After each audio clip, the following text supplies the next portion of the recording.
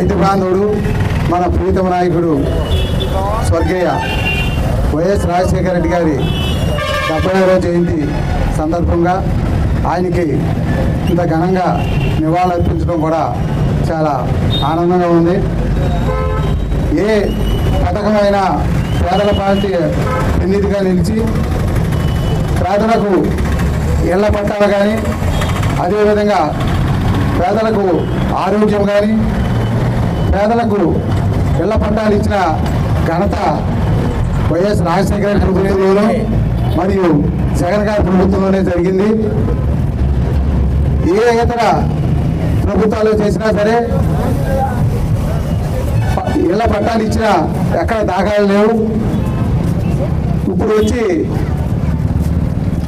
మన స్వర్గీయ సర్రాజ్ గారి టైంలో రాజశేఖర రెడ్డి ఆధ్వర్యంలో అప్పట్లో 74 ఎకరాల ఆకివీనందు కొనుగోలు చేసి 32,000 మందికి ఇళ్ల పట్టాలు ఇవ్వటం జగన్ గారి ప్రభుత్వంలో జరిగింది. ఇప్పుడు వారు ఈ మనగా తెలిసింది మనదాకా జగనన్న కాలనీ అని మనం పిలుచుకునే వాళ్ళం. ఇప్పుడు మళ్ళీ ఎన్టీఆర్ కాలనీ అని పేరు మార్చడం అది శోచనీయం. ఎందుకంటే సొమ్ము ఒకటి సోకూడదు అయినట్టు ఇవాళ తయారైంది ప్రభుత్వం. ఎన్నో మోసాలు వాగ్దానాలు చేసి సూపర్ 6 అని, సూపర్ 7 అని అన్నీ అట్టడుగులో తొక్కేసి నీకు వందనం అమ్మా నీకు వందనం అని దండం పెట్టి గడప గడపకు తిరుగుతున్నారు. వారికి లేని సిగ్గు మనకెందుకు, మనం కూడా గడప గడపకు వెళ్ళి ఏమ్మా ఏ పథకాలు ఇచ్చాడు అని మనం కూడా జగన్ గారి ఆధ్వర్యంలో పిలుపు మేరకు మనం కూడా తిరగాలి.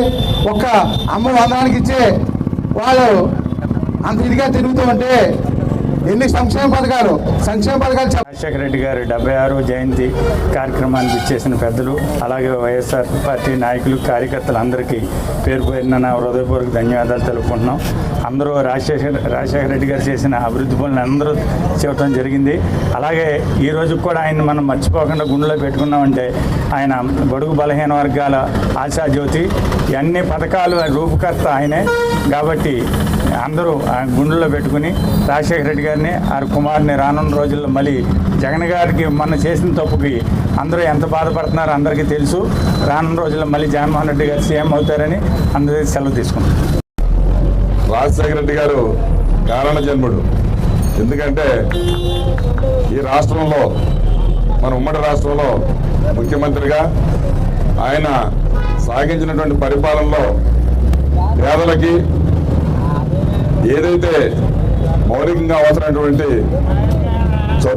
చదువుకు సంబంధించి ఫీజు రీయింబర్స్మెంట్, ప్రతి పేదవాడికి వైద్యం అందాలి, మరి ఆర్థికపరమైన ఇబ్బందులతోటి ఎవరో కూడా వైద్యం అందక చనిపోకూడదనే ఉద్దేశంతో మరి ఆరోగ్యశ్రీ ఏర్పాటు చేయడం, అట్లాగే పేదలందరికీ కూడా ఆహార భద్రత ద్వారా మరి నిత్యావసర వస్తువులు 9 రకాల వస్తువులు అందించడం, అట్లాగే రైతులందరికీ కూడా మరి మహానేత మరి ఆ రోజు ఉన్నటువంటి బడ్జెట్కి సంబంధం లేకోకుండా ఉమ్మడి రాష్ట్రంలో ఉన్నటువంటి అన్ని ప్రాజెక్టులు తీసుకుని జలయజ్ఞాన్ని ప్రారంభించి ప్రత్యేకంగా మన జిల్లాకు సంబంధించి, మన రాష్ట్రానికి సంబంధించి పోలవరం ప్రాజెక్టుని మరి ఆయన చేపట్టి ఈ రాష్ట్రంలో ఉన్నటువంటి ప్రతి బీడు భూమి కూడా సస్యశ్యామలై రైతులందరూ కూడా ఎంతో ఆనందంగా మరి జీవించాలనే ఉద్దేశంతో ఆ ప్రాజెక్టును చేపట్టడం. ఇవాళ వచ్చినటువంటి ముఖ్యమంత్రులు నేనని చెప్పేసానని మరి ఆ ప్రాజెక్ట్ని నత్తనడక నడిపించి ఇవాళ కూడా మరి పూర్తి కావడానికి మరి ఇంకా ప్రయాసలు పడేటువంటి పరిస్థితుల్లో మరి మా మహానాయకుడు దాన్ని డిజైన్ చేసి మనకందరికీ కూడా ఏర్పాటు చేయడం జరిగింది. మరి ఇట్లాగా ఆయన ప్రతి కార్యక్రమం కూడా ప్రజలు గుర్తుండిపోయే విధంగా చిరస్థాయిగా ఆయన చనిపోయినప్పటికీ కూడా ప్రజలందరి గుండెల్లో కూడా ఎప్పుడూ శాశ్వతంగా జీవించే ఉంటాడని చెప్పి, అటువంటి మహానాయకుడి యొక్క అడుగుజాడల్లో మనం అందరం నడవాలని చెప్పారని, అలాగే రాజశేఖర రెడ్డి గారు ఏదైతే సంక్షేమ కార్యక్రమాన్ని రాష్ట్రంలో చేశారో దానికి అనుగుణంగా మరి వారి తనయుడు జగన్మోహన్ రెడ్డి గారు మరి అదే కార్యక్రమాన్ని ఇంకా మెరుగ్గా ముందుకు కొనసాగించే విధంగా చేసినటువంటి మహనీయుడు. మరి వారికి మనందరం కూడా సంఘీభావంగా ఉండి రాజశేఖర రెడ్డి గారిని ఎప్పుడూ కూడా మన మనసులో ప్రతి ఒక్కళ్ళు కూడా జ్ఞాపకం చేసుకోవాలని చెప్పి కోరుకుంటూ వారి ఆశయ సాధనకి మనందరం కృషి చేయాలని చెప్పి తెలియజేసుకుంటూ సెలవు తీసుకుంటాం. నేత డాక్టర్ వైఎస్ రాజశేఖర రెడ్డి గారి 76వ జయంతిని పురస్కరించుకుని ఆయికూడి వైఎస్ఆర్ సెంటర్ నందు ఆయికూడి మండల మరియు పట్టణ కమిటీల ఆధ్వర్యంలో పలు సేవా కార్యక్రమాలతో మరి ఈ రోజున వారికి ఘన నివాళులు అర్పించడం జరుగుతుంది. ప్రతి పేదవాడు, ప్రతి మధ్యతరగతి వారు, ఎగువ తరగతి వారందరూ కూడా సంతోషంగా సుఖంగా జీవించిన పాలన ఏదైతే ఉందో అది వైఎస్ రాజశేఖర రెడ్డి గారు, వైఎస్ జగన్మోహన్ రెడ్డి గారి పాలన. ఈ రోజున చూస్తున్నాం, ఈ కూటమి ప్రభుత్వం పాలనలోకి వచ్చిన వెంటనే కక్షలు మరి సాధింపులతో ప్రతిరోజు కూడా ఏదో గొప్ప ఘనకార్యం చేసినట్టు కూడా రెడ్ బుక్ అంటూ తిరుగుతూ ఒక పిచ్చి ప్రేరాపణలతో ఈ రోజున ఈ పాలనను చూస్తున్నాం. ప్రజలందరూ కూడా అనుభవిస్తున్నారు. అయ్యో, జగన్మోహన్ రెడ్డి గారిని మనం చేజేతులారా ఓడించుకున్నామే, మంచివాడు, కడుపులో పెట్టుకుని చూసుకున్నాడు మనల్ని కూడా. కరోనా టైంలో కూడా ఎంతో జాగ్రత్తగా మనందరం కూడా కంటికి రెప్పలా కాపాడుకున్న మహా నేతను కూడా ఈ రోజున మనం అందరం కలిసి ఓడించుకున్నాం. కేవలం వీరు సూపర్ 6, సూపర్ 7 అంటూ దొంగ హామీలు, అబద్ధపు హామీలతో మరి ప్రజల్లో ఒక అత్యాశకు గురి చేసే విధంగా ఎన్నో మోసపూరిత సాధ్యం కాని హామీలతో ఈ రోజున కూటమి ప్రభుత్వం పాలన చేపట్టింది. 1 సంవత్సర కాలంలోనే వారి యొక్క తీరు, వారిచ్చిన హామీల మీద వారి చూపిస్తున్న శ్రద్ధ కూడా ఈ రోజున తేటతలం అయింది.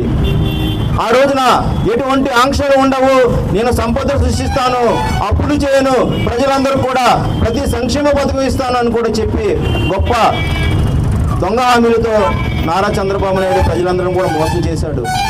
వచ్చిన సంవత్సర కాలానికే ఈ పథకాలను చూస్తుంటే భయం వేస్తుంది అంటున్నాడు. మరి ఇటువంటి వ్యక్తుల్ని మనం అందరం కూడా భరించాల్సిన పరిస్థితి ఉంది. రాజ్యాంగంలో మరి ఒకసారి అధికారం చేపట్టిన తర్వాత 5 సంవత్సరాలు కూడా వారి పాలనలో ప్రజలందరూ కూడా భరించాలి. మోసం చేసిన, కక్ష సాధింపు చర్యలు చేసినా కూడా ఈ రోజున భరించాల్సిన పరిస్థితి ఉంది.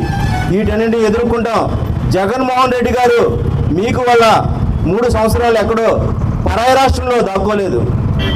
ప్రతిపక్షంలో ఉన్నప్పుడు వెంటనే ప్రజల పక్షాన్ని నిలబడ్డాడు, జనంలోకి వస్తున్నాడు. జనంలోకి వచ్చిన వెంటనే వారి వెనకాల చూస్తున్న జనసందోహానికి మీరు అందరూ భయపడుతున్నారు. ఈ రోజున హెలికాప్టర్ కూడా పర్మిషన్ ఇవ్వలేని పరిస్థితిలో మీరు అందరూ కూడా భయపడుతున్నారు. ఈ రోజున వారంలో 2 రోజులు మాత్రమే మీరు ఇక్కడ పాలన చేస్తున్నారు. మిగతా రోజుల్లో తెలంగాణలో, హైదరాబాద్లో, మీ విల్లాస్లో మీరు అందరూ కూడా సుఖ సంతోషాలతో బతుకుతున్నారు. జగన్మోహన్ రెడ్డి గారు ప్రతి రోజు కూడా నిత్యం ప్రజల్లో ఉంటున్నారు. ప్రజల యొక్క, రైతుల యొక్క, పేదల యొక్క వారి యొక్క కష్టాలను తీర్చడానికి ఈ రోజున నిత్యం ప్రజల్లో ఉంటారు జగన్మోహన్ రెడ్డి గారు. వారి వెంట మేమందరం కూడా సైన్యంగా ఉంటామని కూడా ఈ రోజున సందర్భంగా తెలియజేస్తున్నాను. జగన్మోహన్ రెడ్డి గారు చేపట్టిన ప్రతి కార్యక్రమాన్ని కూడా గ్రామాల్లో, వీధుల్లో మేమందరం కూడా చేపడతాం. వారి యొక్క నాయకత్వంలో మోసపోయిన ప్రజల వెనకాల మేమందరం ఉంటాం. ఈ రోజున ప్రజలు మోసపోయారు. వారు మాకు ఓట్లు వేయలేదని కూడా వారిని దూరం పెట్టాం. హామీలను నెరవేర్చే విధంగా మెడలు ఉంచి ప్రభుత్వంతో హామీలు నెరవేర్చే విధంగా జగన్మోహన్ రెడ్డి గారి పాలనలో నాయకత్వంలో మీరందరూ ఉంటాం. ఈ రోజున సంవత్సరం నుంచి మేమందరం పోరు పట్టి తల్లికి వందనం ఇవ్వట్లేదు, మోసం చేస్తున్నాడంటే నిత్య నిలుగుతూ 1 సంవత్సర కాలం అయిన తర్వాత అరాకొరగా అమ్మఒడి నిధులను ఈ రోజున జమ చేశారు. సంవత్సర కాలంలో పిల్లలు చదువులు బడులకు వెళ్ళరా? మరి పిల్లలు ఆ యొక్క తల్లిదండ్రులు తల్లికి వందనం వస్తుంది, మనం మంచిగా చదివించుకుందాం, పిల్లలు ఉన్నత స్థాయిలో తీసుకొద్దామని అనుకుంటుంటే ఈ రోజున అరాకొర నిధులతో వాళ్ళు మోసం చేసిన పరిస్థితి. ప్రభుత్వ పాఠశాలను కార్పొరేట్ పాఠశాలలాగా తీర్చిదిద్దితే ఈ రోజున ప్రభుత్వ పాఠశాలల్లో జాయిన్ అవడానికి కూడా ఎటువంటి సౌకర్యాలు లేక, సరైన వసతులు లేక, నాణ్యతమైన విద్య లేకుండా ఈ రోజున ప్రభుత్వ బడుల అడ్మిషన్లు కూడా ఆగిపోయిన పరిస్థితి ఉంది. మీరు చూస్తున్నారు, ప్రత్యక్షం అనుభవిస్తున్నారు. పేదలందరూ కూడా గమనించండి. ప్రతి ఒక్కరు కూడా ఇటువంటి మోసగారులకు ఒకసారి మోసపోతాం, పదే మోసపోం. వచ్చే ఎలక్షన్లో వైఎస్ జగన్మోహన్ రెడ్డి గారు ఘనంగా విజయం సాధిస్తారు. మళ్ళీ పేదల ప్రభు వస్తుంది, పేదల సంక్షేమ పాలన వస్తుంది కూడా ఈ సందర్భంగా తెలియజేసుకుంటూ మరొక్కసారి ఆ రాజన్నకు ఘన నివాళులు తెలియజేస్తూ జగన్మోహన్ రెడ్డి గారి నాయకత్వంలో మేమందరం కూడా కలిసి పనిచేస్తామని కూడా మరొకసారి తెలియజేసుకుంటున్నాం. జోహార్ వైఎస్ఆర్, జగన్మోహన్ రెడ్డి గారి నాయకత్వం.